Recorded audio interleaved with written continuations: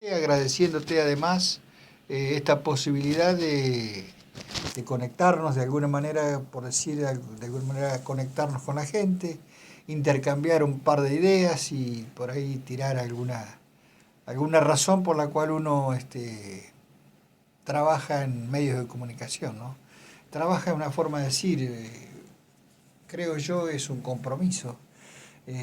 Quienes creemos que estar detrás de un micrófono es algo muy delicado, por lo menos así lo considero. Eh, Hay que ser muy responsable con lo que se dice, con lo que se hace y tratar de enfocar la realidad. La realidad a veces duele, a veces alegra, a veces nos es indiferente, pero de todas maneras es la realidad. A partir de allí es que podemos eh, pensar de que lo que estamos diciendo es absolutamente responsable. Cuando digo responsable no estoy diciendo que sea verdad ni que sea mentira, sino que dejar un análisis para la gente porque no es la razón la que me asiste a mí cuando me siento detrás de un micrófono, sino un pensamiento, una forma de expresar un tema desde mi conocimiento sobre ese tema. No quiere decir eso que la realidad, que la verdad esté presentada, eso, ¿no? Es nada más que eso, es la única forma de pensar sobre un tema desde un nicho de conocimiento que uno tenga sobre ese tema y de ahí promover charlas, opiniones, debates, Bien, más o bien, menos esa es la historia. muy bien, Cacho. La primera pregunta que le hago para nuestra audiencia, su nombre es completo, porque usted es conocido, ¿sí? Como Cacho, Por todo el mundo Cacho, Cacho, sí, Cacho, sí. Cacho, Cacho Juan Cavela, Humberto, Juan Humberto. Juan Humberto Humberto Cabelia, sí. Cavela. Exactamente. Yo soy oriundo de Concepción de Uruguay. Hace del año 80, gracias a Dios, llegué a esta hermosa ciudad y me siento absolutamente consustanciado con ella. Raíces ya echadas acá y aquí serán nuestra vida seguramente. Así que bueno, Qué historias heredó entonces o guarda de sus antepasados, de sus papás, de sus abuelos, bueno, bisabuelos? ¿Qué se mis trajo y qué se bisabuelos guarda? sí, mis bisabuelos son de Nápoles, son napolitanos, mis bisabuelos. De allí mi abuelo vino muy joven aquí con ellos, de Italia, y a partir de allí se ubicaron directamente, se ubicaron en lo que era Concepción, Uruguay, y bueno, como todo Tano, pusieron una fonda, eh, un comedor, digamos, y donde había en ese tiempo carruajes, había un galpón para guardar los carros, las volantas y también los caballos, se les daba de comer. Esa fonda, estamos hablando muchos años atrás, ¿no? Sí, sí, Bueno, y de seguro, ahí por seguro. adelante, bueno, ellos desde Concepción, Uruguay, después mi abuelo, mi padre también nace ahí, en Concepción, y mi madre española, de descendencia española, perdón, y bueno, y salió esto que ven. No somos dos hermanos. eh, Hablando de sus abuelos, de su descendencia, debe tener muy buen gusto por la cocina, entonces. ¿Cuáles son esos gustos? ¿Son sus ah, amores por la cocina o la huerta o mascotas? ¿Algo especial que se claro, destaque? sabés que me encanta la cocina, Sí, no cocinar, no, no, comer, no, sí, comer, degustar sentarme, disfrutar de la mesa. una comida, disfrutar la mesa, una charla, un café, o un jugo, o nada, pero estar en lo que representa la mesa. Y a partir de allí, de esa mesa del mediodía o de la noche, eh, pueden surgir muchísimas cosas, pero sí me gusta mucho la pasta, muy carnívoro también, y absolutamente todo lo que sea hortalizas, sí, por una cuestión de gusto y de costumbre, porque antes nos acostumbraban cuando chiquitos, nos acostumbraban mucho a comer verduras, frutas. De la huerta de la casa. Y la huerta de la casa, me hacían regar a mí, yo tenía 8 años, 9, con una regadera, había una regadera de chapa de zinc, y con eso había que regar Los almácigos. los almácigos, las líneas de lechuga, de acelga. También teníamos la tarea de fijarnos que no hubiese hormigas, que no Importante. creciera el pasto alrededor. Después sí, cortaba mamá. ¿Espantapájaros? No, y nosotros, yo me recuerdo, ¿sabe qué? No el espantapájaro característico, sino que poníamos unas cañas con piolas Y bolsitas, pedazos de sí, bolsitas, nylon. o telas, o tiritas de telas, que con el viento se movían continuamente, entonces hacían como, no sé si espantapájaro, pero molestaban. Claro, claro. Sí, sí. Algunos, Sí, eso me los más recuerdo. chiquititos, seguramente Sí, se eso me ausentaban por ahí, recuerdo, o eso me los recuerdo. pájaros más grandes. Sí, ya, bueno, pero el pájaro más grande ya no lo aterrizaba por ahí. Sí, no, los perros, hay que tener cuidado con los perros. Los perros. ¿Está inspirado usted en Ernesto Arriaga? ¿Cómo empezó a ser periodista usted, Cacho?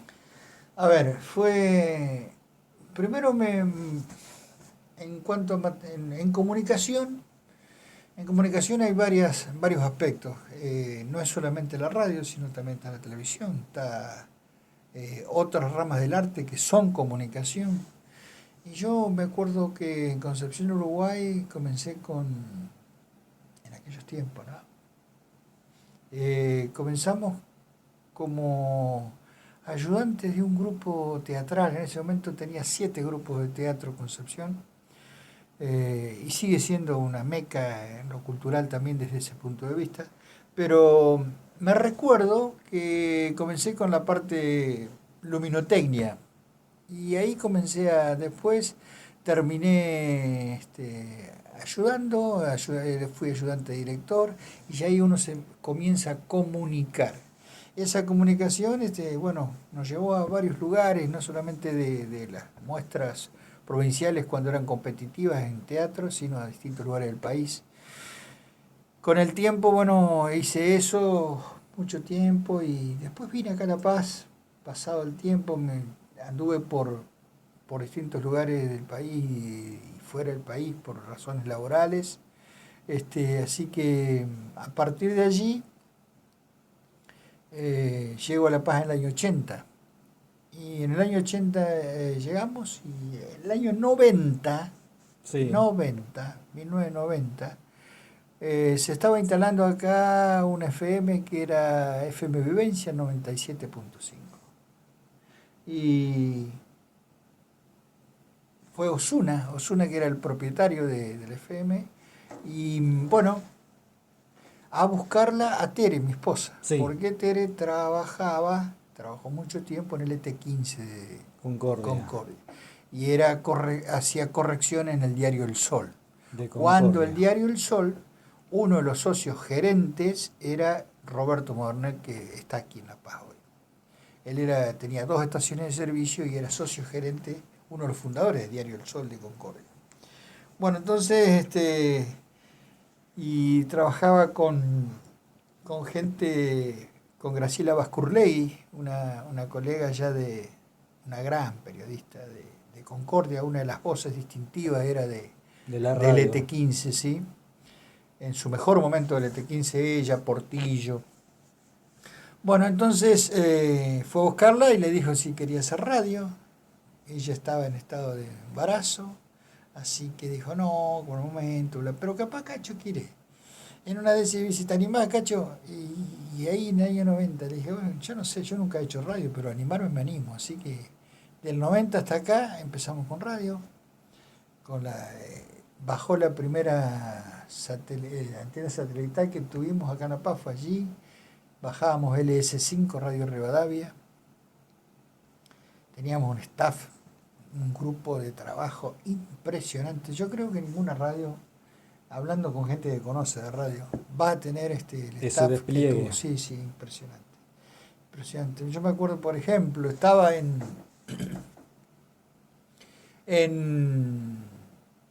si voy muy larguero me decís, sí, porque yo me agarro y no paro. Pero te digo, Terminemos había, con qué esta sé yo, partecita. ¿eh? Termínenos de contar Bueno, esa parte esto. ahí de la radio. Después me encantó la comunicación, hice un programa ahí los sábados y después seguí con mi amor al teatro, así que también formamos un grupo de teatro, hicimos 7 obras aquí en La Paz, de las cuales dirigí 5 y bueno, también con otros personajes. Hicimos algo interesante en aquella época que fue hacer 2 obras de teatro en una misma noche sin telón.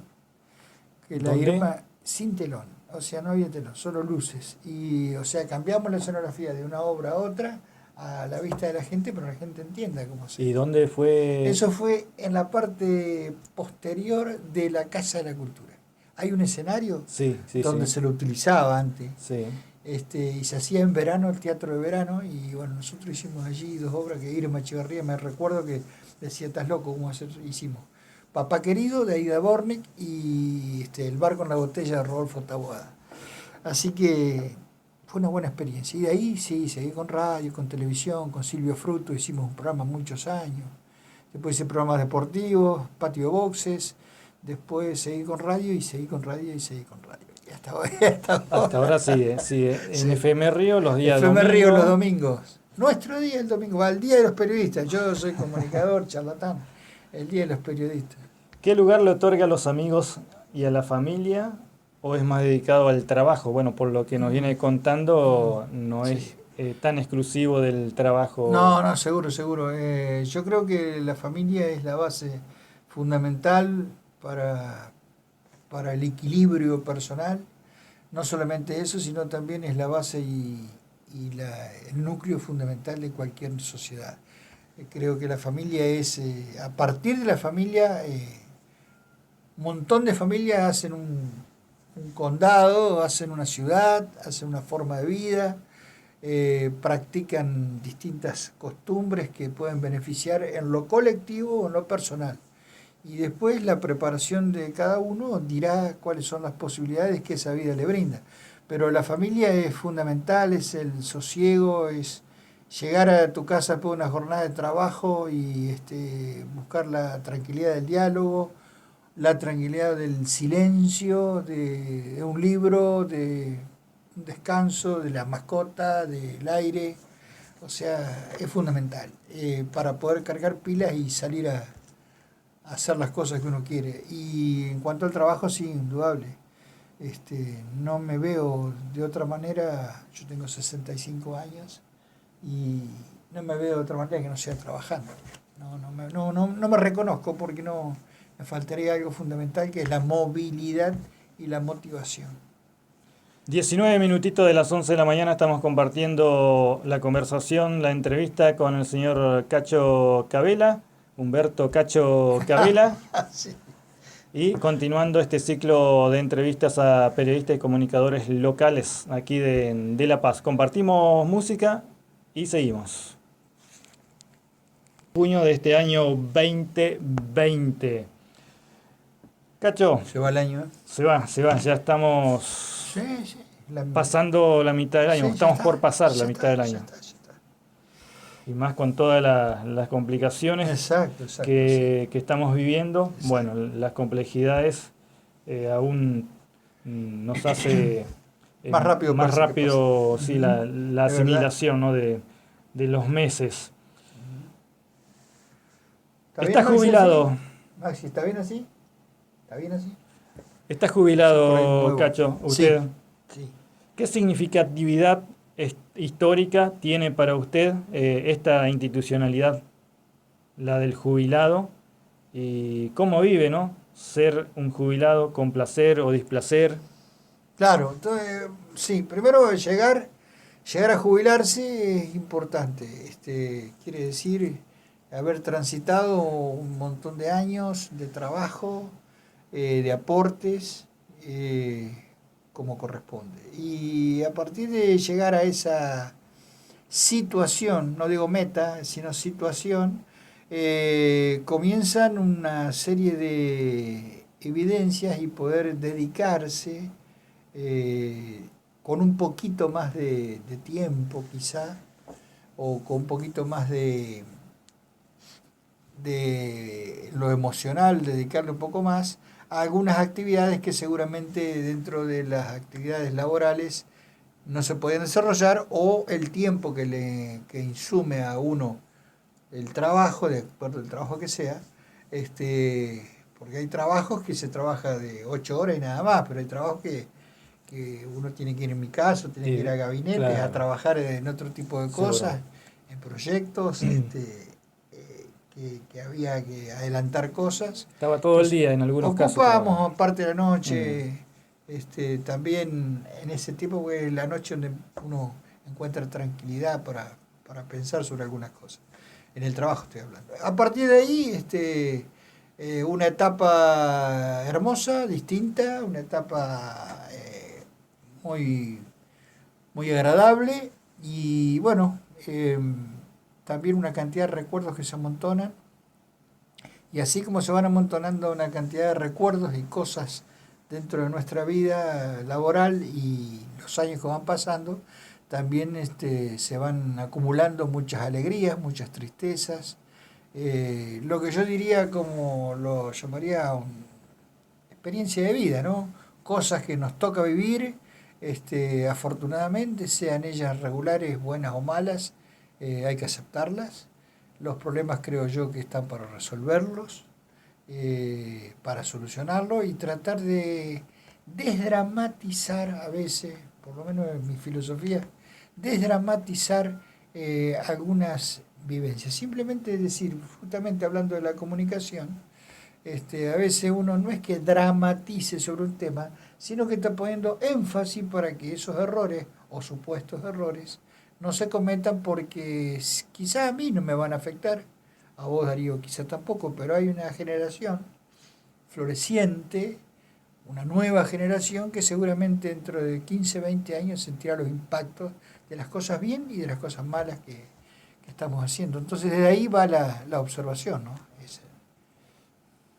28 minutitos ya de las 11 de la mañana. Estamos transmitiendo en el live también por mi Facebook. Así que ahí estoy viendo a Ramón Vera, Antonio Aquino también. Recién estaba Carlitos Piritria, un Ah, artillero de la ciudad, ujú. escuchándolo y oyendo la respuesta de Humberto Cacho Cabela. Saludo a la Así que gente. saludamos. ¿Qué consideraciones plantearía si le pregunto, ¿la paz es una sociedad progresista? Eh, Vaya pregunta. Por mí la paz es muy conservadora. No estoy hablando desde lo ideológico. Estoy hablando de que hay cosas que se hacen. No estoy hablando ni de ideología, ni estoy hablando de gobiernos actuales. Yo creo que hay cosas que nos quejamos hoy. Y despego, Darío, esto de toda la cuestión política. Hay cosas que necesitamos hoy, que reclamamos hoy, que no se han hecho, no se han hecho. Si no lo tenemos, dice, no, porque tenemos un problema de agua, de esto, aquello, en aquel barrio, bueno, nunca se hizo. Y necesitamos un tubo acá, nunca se hizo. O sea, nunca se hizo. El problema está porque nunca se hizo. ¿Y por qué no se hizo? Creo yo que nos falta planificación, pensar la paz a 20 años, ir dotándola de la infraestructura necesaria para competir en una sociedad totalmente abierta como ya es y será mucho más. Y yo creo que es un poco conservadora en cuanto a que estamos muy acostumbrados a... Tenemos un árbol y bueno, en vez de plantar otro, eh, cuidamos ese árbol, sí lo cuidamos, pero hay que plantar más. Entonces yo creo que desde ese punto de vista hay que aprovechar el potencial que tiene La Paz, por lo menos lo que uno observa y lo que uno conoce, cantidad de amigos, gente conocida, que son, acá en La Paz hay gente muy capaz en todas las áreas, en el área de la cultura, del deporte, de la parte social.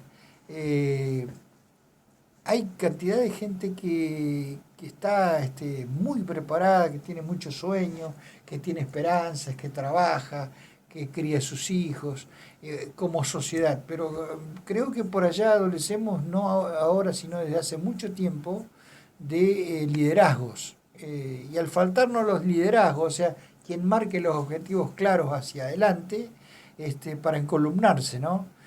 Pero también es una sociedad absolutamente controlable, en el buen sentido de la palabra, que es una sociedad solidaria, esa es una sociedad que cuando se le marca o se le da cosas de calidad, responde.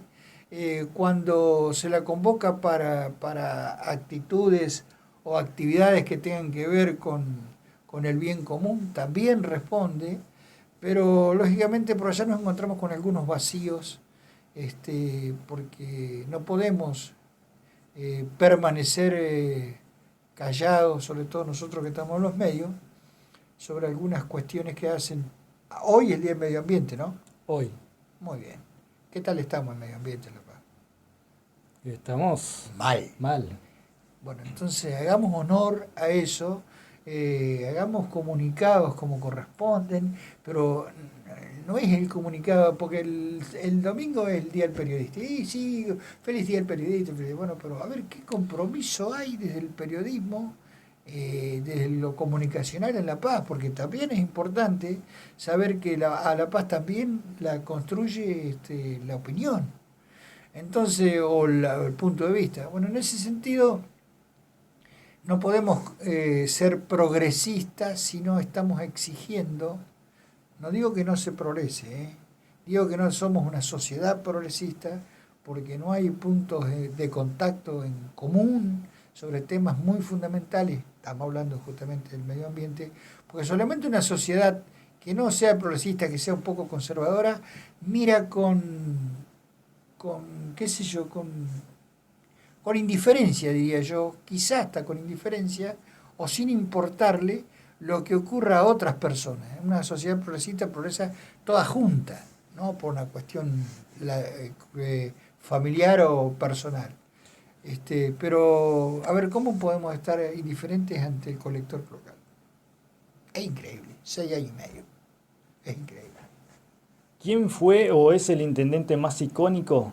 ¿Quién el intendente que se vio, que se haya visto, que haya hecho la mejor gestión y por lo tanto haya realizado muchas cosas Sí, buenas para La Paz? sí, te entiendo. Ahora, lógicamente, entrando en ese plano comparativo, eh, toda la gente piensa, porque generalmente las personas, los ciudadanos de acá de La Paz, valoramos o criticamos según sea la conveniencia de las cosas que se hagan o no, si se necesita algo, si se hizo o no. Ahí está el conservadurismo que estamos hablando. Entonces los intendentes o algunos liderazgos que se han tenido circunstanciales aquí en La Paz, lo han ejercido algunos intendentes. Han conformado gran parte de la sociedad, han sido un poco más permeables a la sociedad en cuanto a su conversación y inmiscuirse en la sociedad en forma rápida. Yo te diría, y después está el viejo dicho que decía, bueno, hay que caminar la ciudad, hay que conocer la ciudad. Y acá hubo intendentes que caminaron la ciudad. Sin lugar a dudas que ha habido intendentes que caminaron la ciudad, que estuvieron muy bien con la gente. Yo me recuerdo en el año 83, estaba Pichón Lambolia. Después otro que recuerdo es Eduardo Seferino Goli. Yo creo que fue el último intendente que caminó la ciudad. Me parece a mí, esto es una opinión nada más. Caminar la ciudad significa estar un sábado a la mañana con el mate parado en una esquina de Barrio Lagunas, no sé, interesándose, hablando, charlando,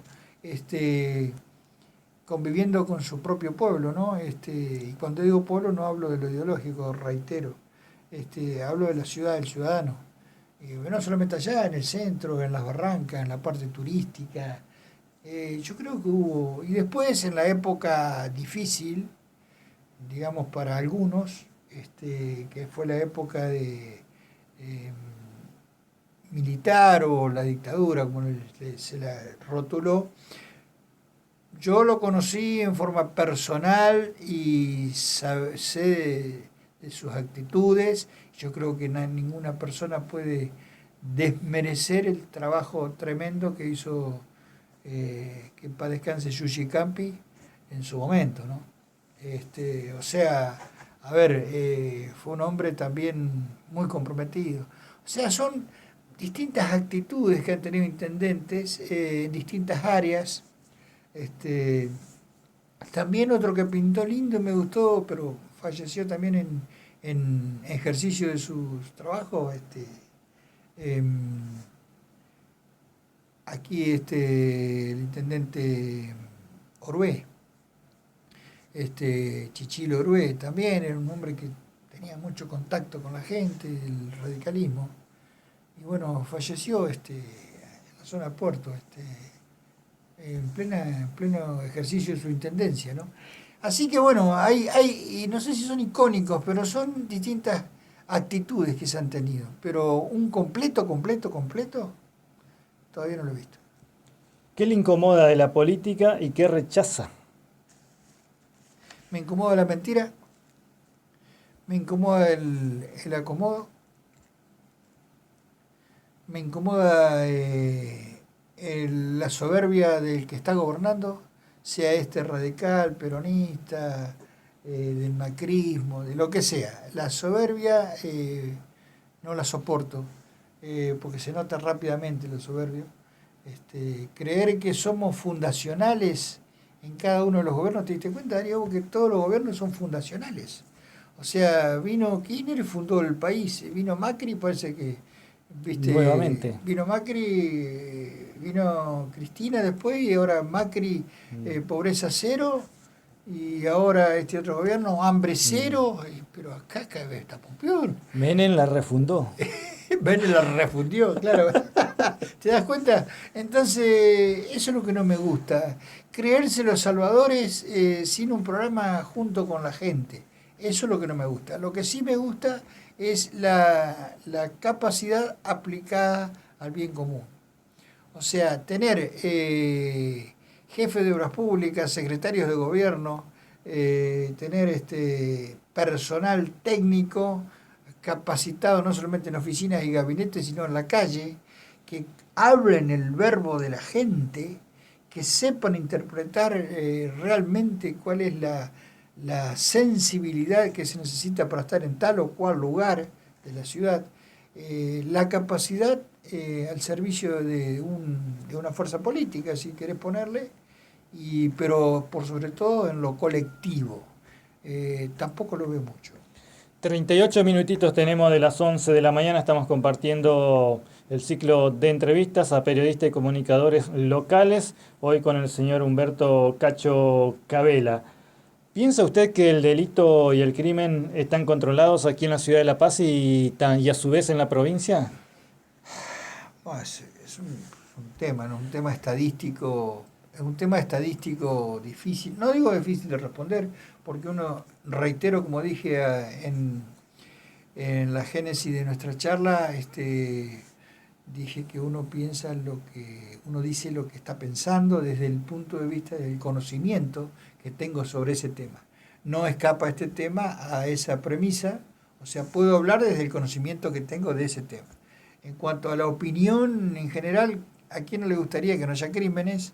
¿A quién no le gustaría que no haya violencia de género? A todos nos gustaría ese estado ideal. No existe, no va a existir nunca. Va a mermar seguramente las estadísticas. Ahora, por un lado están las estadísticas. Yo quisiera saber si son reales o mentirosas. Por otro lado, esas mismas estadísticas, si son tendenciosas o no desde lo político. ¿Quién las hace hacer? Claro, hay estadísticas que están dibujadas en distintas áreas. Entonces, hemos tenido estadísticas nacionales que o estaban dibujadas o no existían. INDEC, por ejemplo. El INDEC, hay mucha gente que no entiende la importancia que tiene eso. Bueno, entonces el tema, pero más allá de eso, yendo directamente a tu pregunta, yo creo que en nuestra ciudad existe una incomodidad real, eh, sobre todo en la parte de delitos y hurtos, sobre todo hurtos o robos. Y lo que he notado últimamente, estos últimos años, que se va incrementando la violencia. Ahora, esa violencia, ¿qué la promueve?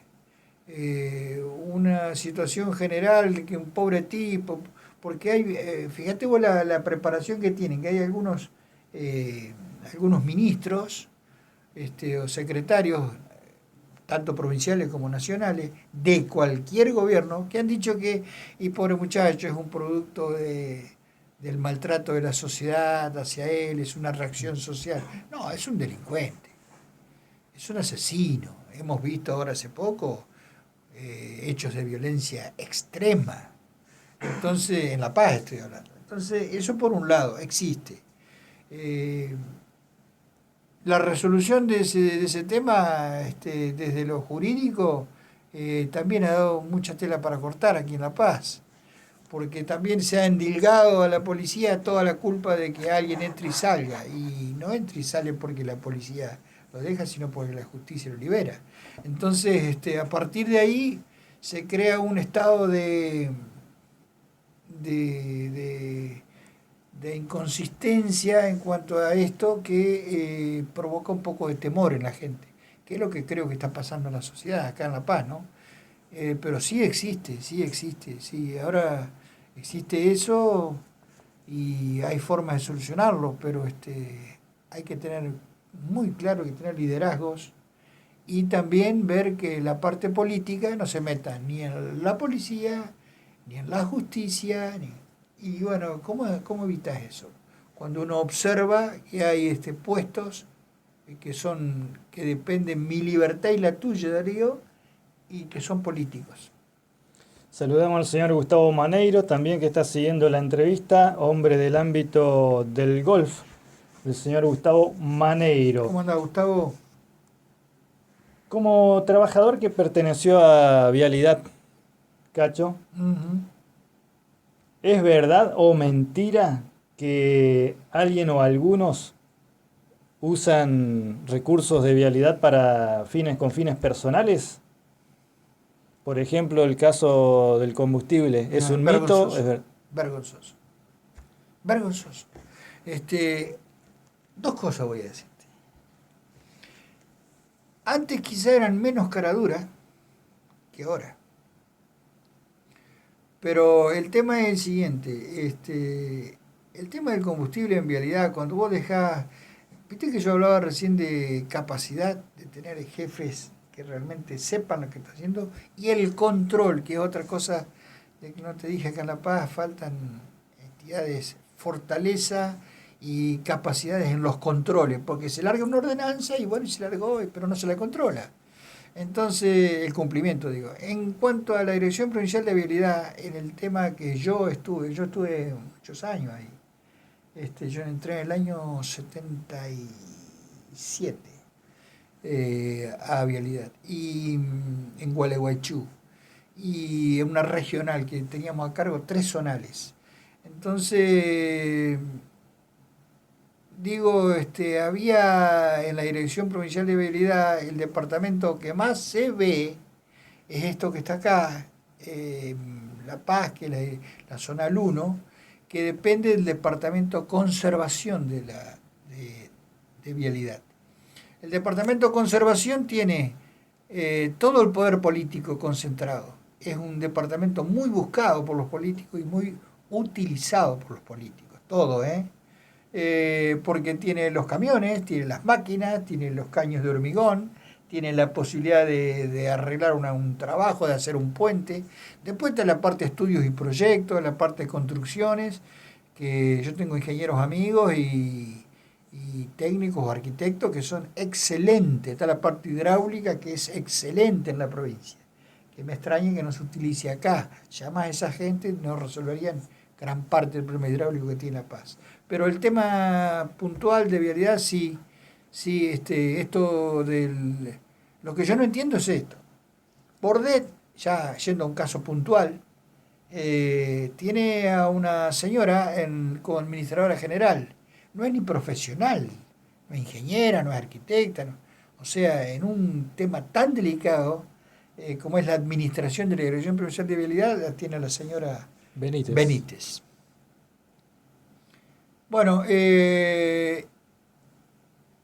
un actual diputado de la Nación, mano derecha de Bordet, se había hecho estación de servicio en ruta, un convenio con algunas estaciones de servicio, donde se cargaba con cargo a vialidad. En 2 años, hubo un desfalco comprobado, hasta eso, si no, no lo diría, porque está en la justicia, de 100 millones de pesos. Boletas adulteradas, etcétera, ahí cayeron de todo. Bueno, la señora Benítez le pidieron un detalle, y ella le dijo al gobernador que era muy engorroso poner todo ese papel. Bueno, ya ella debería, de motus propio, haber presentado la renuncia. No solo que no presentó la renuncia, sino que Bordet la confirma en el cargo y hace cuestión de 2 meses, nombra a ella como vicedirector de Vialidad de la provincia a su esposo. Vos me vas entendiendo lo que esto es algo. Bueno, entonces, y el gobernador sigue impávido, sigue callado de la boca, ante una situación específica de la Dirección Provincial de Vialidad que está parada. Ahora salieron uno que ha estado ahí ya sabe que salieron a hacer bandera porque la situación lo empujó. A arreglar acá Colonia 3 y 14, pero no va a tener continuidad eso va a ser ahora por un mes para tapar los pozos y que la gente diga, quedó lindo, 10 kilómetros, pero son 100 kilómetros. Tiene casi 2.500 kilómetros de caminos primarios y secundarios el Departamento de La Paz. Entonces sí existe, es lamentable y vuelvo a reiterar la posición muy débil que tienen las autoridades ante un hecho tan vergonzante. 47 minutos ya de las 11 de la mañana, compartimos otro tema musical más y ingresamos en el último tramo de la entrevista. 30 minutos ya de las 11 de la mañana. Me quedan las últimas preguntas, Cacho, que son, cortita, cuatro preguntas me quedan. Porque yo soy larguero. Me quedan 4 preguntas. Dale. Y sí le voy a pedir que sea breve con las respuestas. Exacto, bueno, dale. ¿Cuál es el mayor problema argentino? Una respuesta breve para una pregunta. Mire, ¿cuál es el mayor problema de la Argentina? ¿La pobreza como identidad o la concentración de las riquezas y del poder, que muchas veces también es corrupción? Para mí es la mala distribución de lo que se hace, una política pública impositiva absolutamente asfixiante, que no deja crecer a muchísimas entidades. Estamos hablando de pymes que están realmente muy comprometidas. Y después el acostumbramiento, la comodidad de la cultura del trabajo. Eso es grave para una sociedad, eso es perjudicial y seguramente, vos sabés que yo el que tiene dinero, el que tiene campos y trabajo y fábrica, yo no estoy en contra de esa gente, porque es la gente que da laburo. O sea, vos acá, a ver, vamos a un ejemplo de La Paz. Así cortito, en un material sintético. Vamos a suponer que La Paz, el privado saca todo de acá. Supongamos que desaparece en un minuto todo lo que el privado puso acá. Bueno, saquemos las termas, saquemos el casino, saquemos todas las cabañas. Bueno, ¿en qué nos transformamos? En una villa. Una villa bien arreglada. Pero acá el privado ha puesto mucho en La Paz, mucho. Desde Toto Yabrán a la fecha, la gente que ha invertido en cabañas, en viviendas, no tenemos que estar en contra de eso. Al contrario, hay que favorecer la parte turística, fortalecer lazos entre la sociedad, que la sociedad sienta propio ese trabajo desde la sociedad en la cual vivimos. Yo creo que falta primero reconocer un poco que somos muchos los que queremos hacer. Falta reconocer que el trabajo del otro es importante y también reconocer que hay mucha gente que necesita ser ayudada y hay que ayudar, eso no cabe duda. ¿Cuál sería su conclusión acerca de que los partidos políticos representan solo a una parte de los ciudadanos? ¿Podría superarse la puja de poder y bienestar sectorial con una crisis como la que estamos viviendo, la del coronavirus? Sí, mirá, son varios aspectos, varias aristas de esa pregunta, pero digo, para tratar de sintetizar y responderte.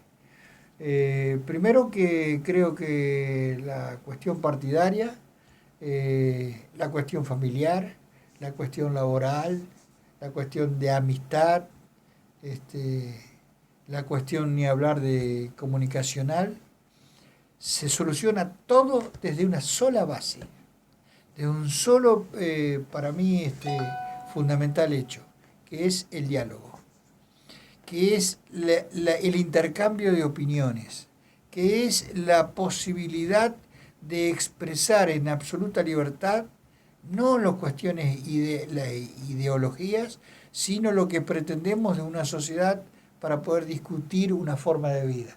Creo que falta ese diálogo. Y con respecto a esto de esta pandemia que estamos sufriendo, o no, no sé cuántos lo sufren. Yo me haría esa pregunta, ¿cuántos están sufriendo? Puede haber gente muy angustiada, puede haber, hay una cuestión etaria también que juega mucho a favor o en contra, pero digamos que si somos respetuosos de lo que ya ha ocurrido y seguimos siendo respetuosos, se puede abrir esto. Pero como la sociedad paseña ha dado muestra de tener un porcentaje de tener mucho asidero a las reglas de juego y las cumplimos, hay un montón de gente que nunca respetó la cuarentena, por ejemplo. Entonces, a una sociedad como esa, ¿vos podés largarle y decirle, bueno, abrimos todo? Ahora, también está la otra. En La Paz, a pesar de esa ruptura de cuarentena, porque eso hay que planteárselo, hay una barrera sanitaria importante en La Paz, pero a pesar de romper esa cuarentena, no tenemos casos. En los barrios, en el centro de Toledo, donde no se ha respetado, no tenemos casos. Entonces, ¿qué quiere decir? ¿Que podamos seguir así? Sí. Entonces, pero es una situación muy difícil, es una situación difícil. Ahora, desde lo económico y lo social nos está haciendo pelota. ¿Cuál es el mejor libro que leyó, Cacho, o la mejor película que haya visto, o quién es el buen periodista que usted sigue, que usted admira? Bueno, a ver, película. Película me dijiste, ¿no?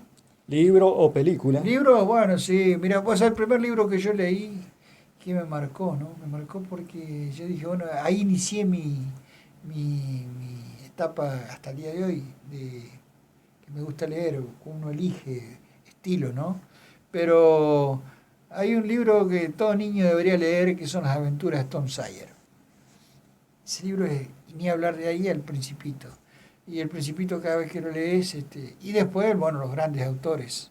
Los grandes autores, me gusta mucho leer sobre filosofía, me gusta leer libros pasatistas también, y los grandes pensadores. Y un escritor que admiro es periodista, escritor, pensador, Santiago Cobaló. No está directamente como periodista tirado, pero El es un filósofo. hombre pensador realmente de fuste y bueno, muy, muy buscado también por distintas circunstancias en distintos lugares. Y bueno, después los que están en el candelero todo el día. Está el contestatario, que no se calla nada y ahí es medio difícil su estilo, es Babi Checopar. Y después hay gente como Leuco, como también está Silvestre, o sea, está Víctor Hugo, o sea, cada uno tiene su estilo. De ahí que nosotros nos encasillemos, nos guste o no. Yo, por ejemplo, a Gato Silvestre lo conozco, es de Concepción de Uruguay, el padre tiene una librería en la peatonal de Concepción. Y es un tipo es tipo sencillo, muy. Ahora tiene una tendencia política, bueno, él ha decidido ese camino. 57 minutitos de las 11 de la mañana, los últimos 3 minutitos Bueno, para dale, el programa. Le agradezco un montón que haya accedido, que haya venido y estado en este ciclo de entrevistas. Esto después lo subo en mi canal YouTube también, por eso estamos grabando con el formato video. ¿Los periodistas locales son culpables del deterioro de la imagen pública de las autoridades y del gobierno, hablando aquí localmente, antes y ahora? ¿Son culpables o no? No sé si culpable. Yo diría que habría un silencio cómplice en algunas actitudes que tienen que ver con la mejoría de nuestra sociedad en su conjunto y en todas sus áreas. A partir de allí, reitero lo que decíamos al principio, lo difícil que es sentarse detrás de un micrófono y poder ser objetivo. Yo no soy objetivo. No creo en la objetividad porque uno siempre habla desde un nicho de conocimiento de un tema que otra gente quizá conoce más o conoce menos. Pero tenemos todo el derecho en cualquier vector que nos paremos de poder opinar. Eso es importante. La gente puede opinar. Ahora, un comunicador, un periodista en la localidad, hay que manejar ciertos léxicos, hay que manejar ciertas actitudes para no herir susceptibilidades, pero sin dejar de decir lo que realmente pasa. Ahora, si la cuestión es tendenciosa, bueno, ya yo no entro en esa. Yo a esta altura de mi vida ya nunca entré. Entonces, a partir de allí, hay gente que le gusta tu editorial, hay gente que no le gusta, hay gente que cree que estás acomodado con uno o con otro, según parece, ¿no? Según la opinión de la gente, pero no es así. Tienes que verlo desde el punto de vista realmente objetivo y en cuanto a tu percepción y saber que yo no sé si, reitero, no sé si son culpables, si somos culpables. Podemos ser cómplices con nuestro silencio o con nuestra mirada esquiva sobre un tema que nos está tocando las puertas y parecería que no lo queremos ver. Eso es grave. Muchísimas gracias. Terminamos acá también la edición de día viernes de mediodía en la mesa. Gracias, Cacho. Gracias, nuevamente, gracias. Y saludo a la gente también. Muchas gracias. Llegamos